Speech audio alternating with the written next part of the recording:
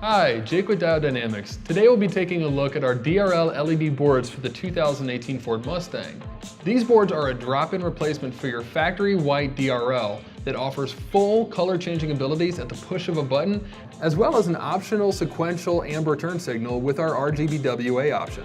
These multicolor boards are capable of producing thousands of custom color combinations, as well as dozens of patterns, sequences, and other cool functions through our Bluetooth RGBW controller. Additionally, you'll retain an OEM-like bright white when driving on the road and a brilliant amber when you activate the turn signals or hazards. Though the headlights must be opened, and we recommend professional installation, these boards have been engineered to fit directly in place of your Mustang's factory LEDs and are manufactured in the USA right here in St. Louis, Missouri.